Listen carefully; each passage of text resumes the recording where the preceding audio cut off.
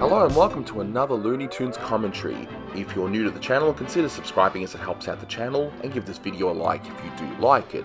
So this is a commentary for Jungle Jitters, released in 1938. It's the 191st in the series, it's directed by Friz Freleng.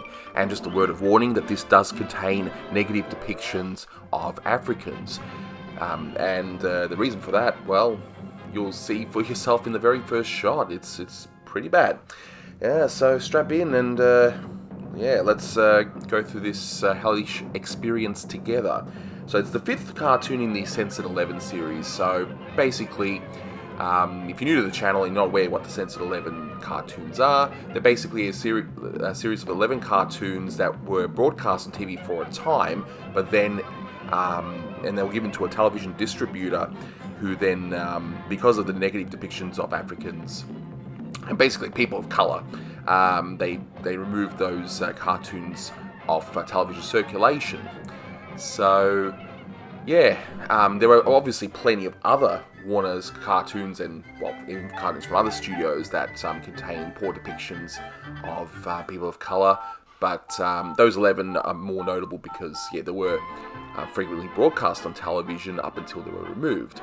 So here's a bit of repeated animation for you. So we've got negative depiction of Indians being reused in animation featuring negative depictions of Africans. Well, there you go. So, and this is certainly not the first time we've seen a cartoon in the Warner series where they basically depict people living in Africa as nothing more than, well, you know, savages. Because at the time, and this was everywhere, you know, and I'm not trying to excuse what Friz Freleng's done here or anything, but the problem was at the time, so many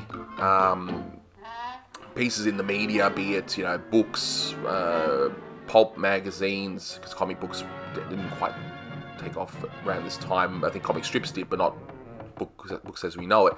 And along with, you know, movies, short movies, long movies, whatever.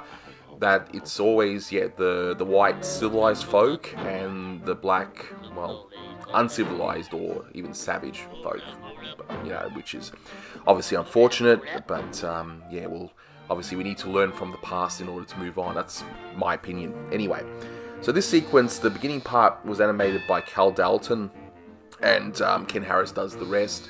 The part where the salesman puts his foot in the door is animated by Paul Smith, as I've been told upon my research.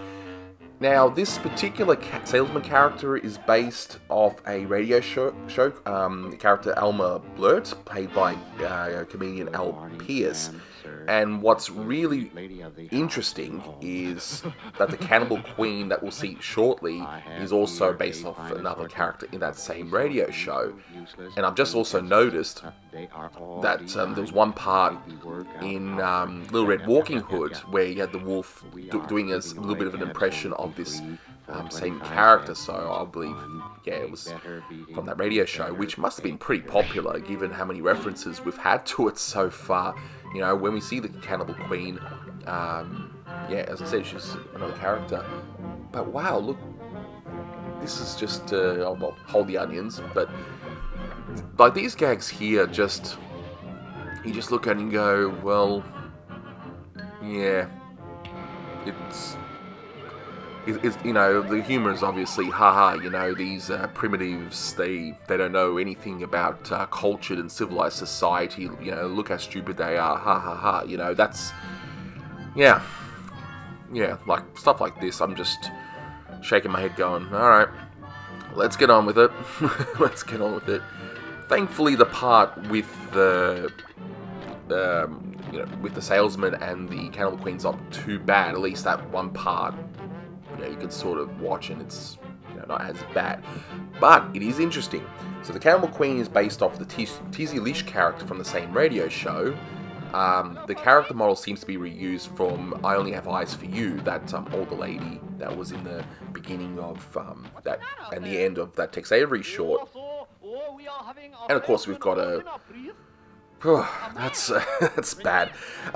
An African doing a stereotype African, you know, cannibal doing a stereotype Chinese, a poor depiction of a Chinese character. I don't know. I'm just dumbfounded. When I saw that, I thought, wow, okay, alright. That's really bad. So, what I can see here, though, is they made her white. So, I'm thinking here, and you can correct me if I'm wrong, because in a lot of parts of America, at the time, interracial relationships, marriages, that sort of thing was frowned upon. I believe even illegal in some places at the time. So they would be looking at making her white just to... Oh, there's Clark Gable, by the way. So they'll be making her white just, I guess, to avoid the trouble with maybe the Hays Code. But let me know if you agree with that or not. And then the character just turns into, I believe, Robert Taylor. Yeah, I do like the caricatures though. So at least I guess this one has some sort of merit. You've got the salesman is actually a funny character. I think that's Ted Pierce. I could be wrong.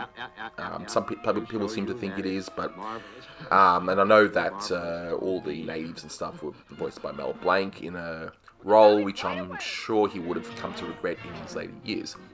And I do like that gag, and the ending is pretty interesting. Like that she's so horrific that he would prefer to be cooked up in a pot, and hopes he gives them indigestion. So, yeah, interesting. So, what do you think of this one? I mean, I know that this was played in some countries outside of America, that even as late as the 90s and 2000s. Like, did you ever see this one played in your local TV station? Let me know. I don't recall this one played in Australia, at least, but who knows, maybe it was, but I don't know. So that's another one off the list, and I don't think I ever want to see this one again. So thanks for listening, guys, and until next time.